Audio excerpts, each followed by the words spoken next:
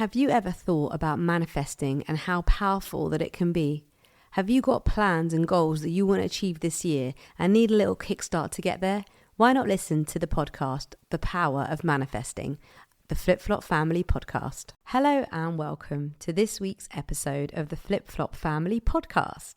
I'm Silene and this is my absolute favourite time of the week. I usually record these podcasts in the evening.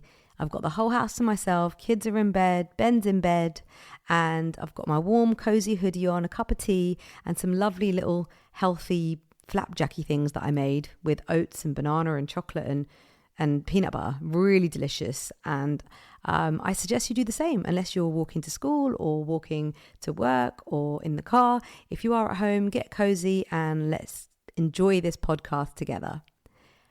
This week, I really wanted to talk about something that has been on my mind for a while. It's actually always on my mind. It comes and goes, I have to say, but I think it's really important to recognize it.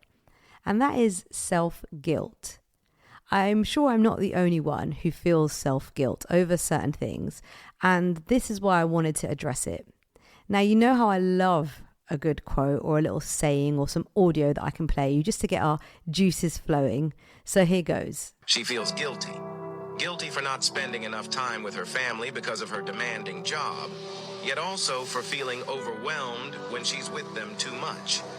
She's troubled by her career ambitions, worried that pursuing her goals means she's neglecting her personal life. She struggles with taking time for herself, feeling selfish for prioritizing her own needs over others.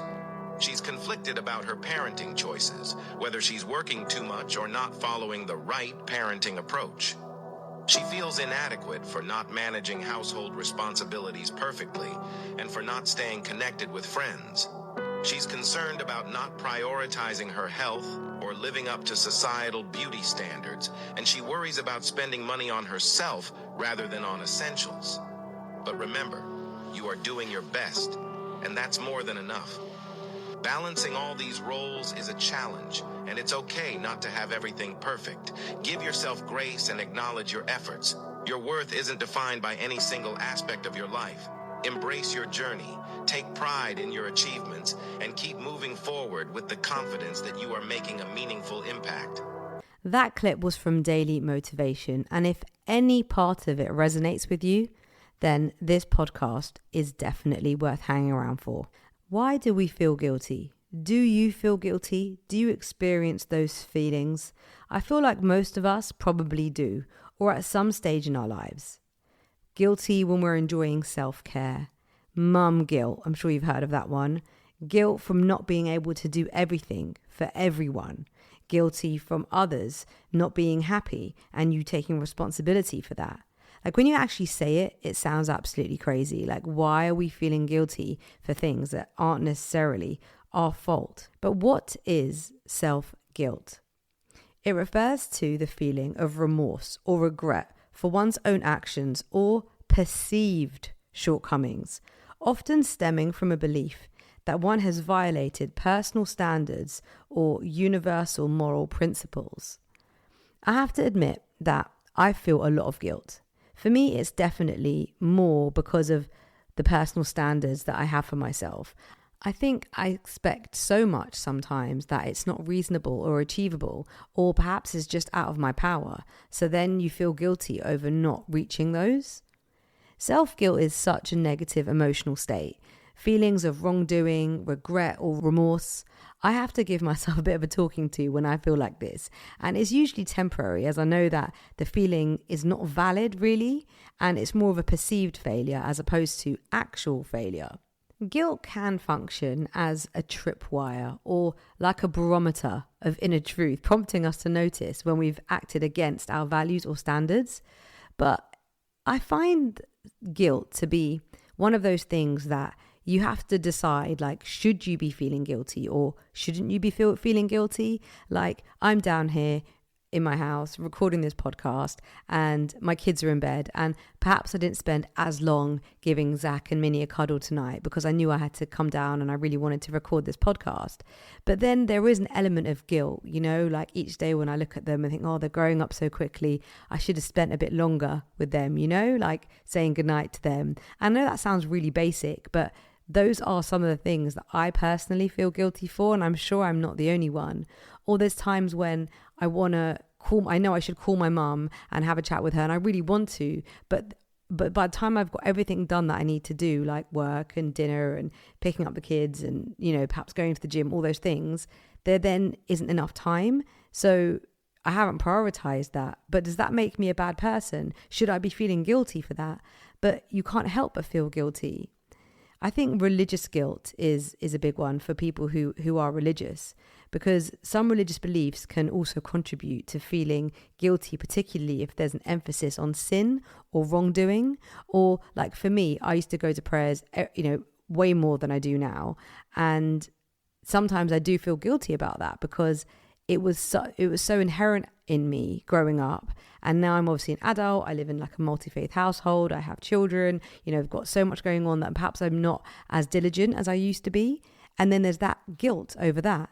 I'm trying to achieve my dreams. There's so much more that I want to achieve in my life, but I still have a day job. So then that obviously takes up my time. And then you feel guilty, like, should you be doing more in your house or spending more time with your children or spending time with your siblings or your friends or your parents? Guilt can also be influenced by social and cultural norms, expectations, and pressures to conform. Both my really good friends have young children, much younger than mine, and they're both such good parents. And when they do stuff and, you know, say stuff about what they're doing in terms of their parenting, sometimes I feel like such an awful mum, you know, because I think, God, like, I'm quite, what's the word? I can't think of the word, but basically I'm the opposite of pandering. Like if my kid falls over, I'm like kind of tough love. That's what I'm thinking of. I'm a bit more like tough love, you know. I'm like, oh, you'll be all right, up you get, you know. I'm not like, oh, are you okay, and like rub. I don't know, that's just not who I am. Obviously I love my kids and I am loving, but it's just a different approach, isn't it? And when it comes to parenting and you hear or you might read about what people do or how others parent, you can't help but feel guilty about it and wonder if your way is the right or the wrong way. In some cases, excessive guilt can be associated with mental health conditions like anxiety, depression, or OCD. Past experiences, including childhood trauma or abuse, can contribute to a heightened sense of guilt and self-blame. Guilt is often linked to a sense of responsibility for actions and outcomes, as well as empathy for the suffering of others. I think it's so important to have empathy, but at the same time, I feel like empathy is actually quite a burden because you can't help but feel others' pain. And if you're in a really happy place in your life and you know that somebody's really unhappy, or you know about all these war-torn countries and things that are going on, you can't help but feel guilty that you are not in that place. Negative thinking patterns and distorted beliefs about personal responsibility or self-worth can also contribute to feelings of guilt. There's just no end to guilt. And then there's the guilt that you feel if you do actually have a bit of time for yourself. On Monday, I realised that I definitely do have a bit of self-guilt when it comes to not doing anything. Like just sitting in my house and not doing anything. And I think it does come from my childhood, because my parents always worked so hard. Like work seemed to be the number one priority over leisure, family time, everything. Work was number one. And, you know, I'm not blaming them for any of this because life was different then. And, you know, they had to work, they had to earn and look after us, etc. But my dad also really loved work. Like it kind of gave him his spring in his step. That was everything for him. And I guess seeing that growing up, that makes you think that is everything you should do. And even now, as a 40-odd-year-old woman, it's like when I'm not working or when I'm not doing something that's purposeful in terms of a goal, like a work goal really, I feel guilty about it. So I had a day off and I had planned on doing things, and for whatever reason that didn't happen. So I didn't do a lot apart from go to the gym. And there is always something to do in my house as we are still renovating and it's not complete. And there's just always something to do, And I needed a day to chill because I was absolutely knackered. But I've just found that I couldn't do it. Like I had to do something. I ended up doing like 2 loads of laundry, and I started cooking and just doing things for other people. Obviously, and myself, I'm going to eat, and some of those clothes were probably mine. But do you know what I mean? I find it really hard to just not do anything. It's funny because even now, like where I've had to take my dad to a few doctor's appointments and things, even now when it's like you are unwell and it's my job to look after you, my dad will say stuff like, oh, I'm so sorry, like you wasted a whole day taking me to the doctors when you could have been working. Like even now, like to him, the number one priority is work, even over health. When I do sort of make plans to meet friends for dinner, or, the odd time I've gone on holiday with friends without my actual family, like you do feel a bit guilty, like you're taking that time for yourself. But I think it's so important to just give yourself that talking to and let yourself know that you deserve it. And it's really important for you to have your downtime and to enjoy yourself, because surely that's what life's about. It's not just for everybody else, it's for yourself. And if you take that time, have a bit of self-care, relax. Like I said, doing this podcast is a bit of self-care for me. I've got my, maybe I'm easily pleased, but I feel really cozy and I've got my chai and, I'm in my happy place. And it's definitely a bit of self-care for me. And I hope that listening to my podcast perhaps gives you, a bit of peace as well. It's important to recognize that there are actually 2 types of guilt. There's healthy guilt and there's unhealthy guilt. In order to help you tackle this guilt, it's important you know which one that you're dealing with. So healthy guilt is like a natural response to violating those personal values or causing harm, leading to reflection and a desire to make amends.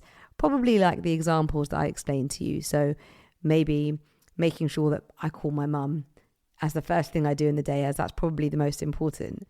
Then there's unhealthy guilt. So excessive or persistent guilt, or a guilt that just doesn't align with the situation. It can be very detrimental to your well-being, and it's important to acknowledge if you are always feeling guilt in an unhealthy way. Signs of this might be persistent guilt despite lack of wrongdoing, disproportionate guilt to the situation, rumination on past mistakes, difficulty accepting forgiveness, excessive self-blame, and perfectionism.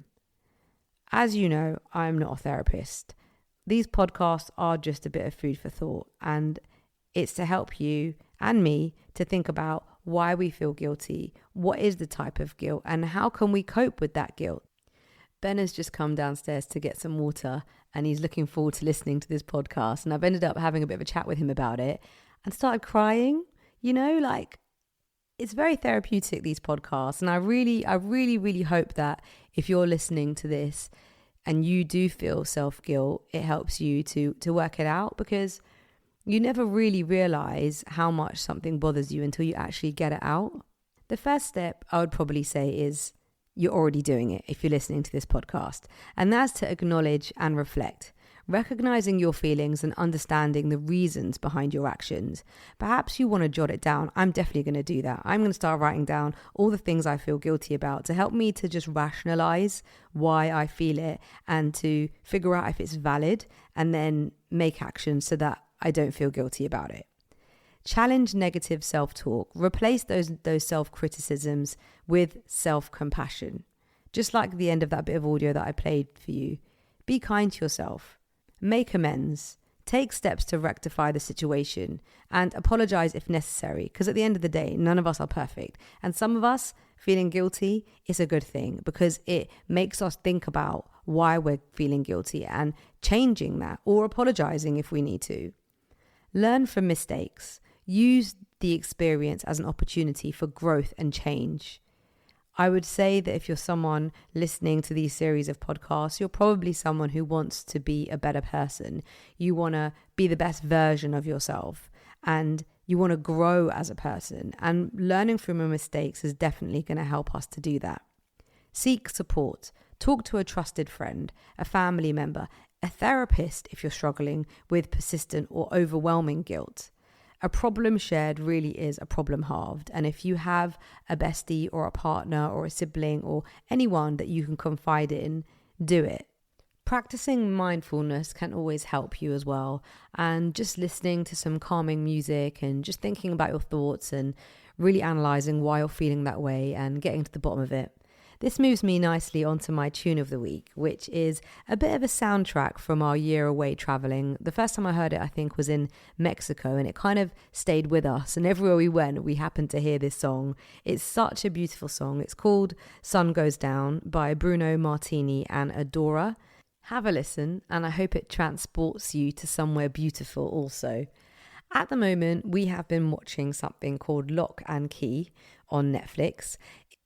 It's pretty family friendly, depending on the age, if you do have children in the house. It is actually classed as a horror, but it's not that scary at all. It follows a father's murder, and 3 siblings moved into the house that he lived in, and they find reality bending keys. We're enjoying watching it together as a family. It's always so hard to find series that you can watch with kids, so we're enjoying that one.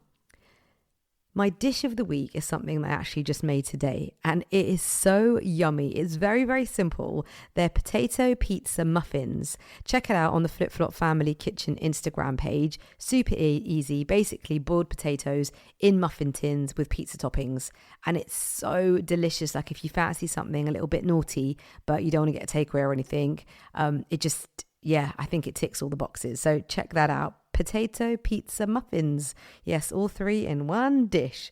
My savvy tip of the week is actually courtesy of my friend who told me about this Monzo 1p challenge. The idea is to start small and save big. So you start with transferring 1p into your Monzo account, and then the next day it transfers 2p, and then the next day 3p, and so on until you've saved £667.95. I quite liked this idea because you're just putting in such a small amount, and probably such a small amount that you wouldn't even notice, but then at the end of the year you've got this little pot of money, and you could use it towards Christmas or give it to charity or whatever it is that you want to do. But it's literally a penny a day, 2 pennies, 3 pennies, and so on. So check it out. It's the Monzo 1p saving challenge. My game changer is something that I've been using for a year and a half now, and it's very basic, but it's for washing up. It's a washing up soap dispenser. So it's kind of like a plastic caddy, and you pour your fairy liquid or whatever dish soap you use into it, and then at the top it has a little moving platform, and you just push down with your sponge and the perfect amount comes out. It means that you don't overuse it, and it just keeps your dish area tidy. You can get it from most hardware stores and also some very heavily discounted online websites. Check it out. It's a soap dispenser, and it's an absolute game changer, and you should get one. We've come to that time, the end of today's podcast, all about self-guilt. I hope you've enjoyed listening, and if you have, please do share content with your friends. Perhaps leave us a comment, and remember, you can press the little ring bell so that you know every time we release a podcast, which is twice a week on a Monday and a Thursday. I hope you have a beautiful day and offload any guilt that you're feeling. I'd like to leave you with these words once again. Embrace your journey, take pride in your achievements, and keep moving forward with the confidence that you are making a meaningful impact. Lots of love, Xylene. Bye-bye. Fancy listening to another episode? Why not check out all about parenting, confidence, promoting healthy eating, self-discipline, or the power of manifesting. And remember, we release 2 episodes every single week on a Monday and a Thursday.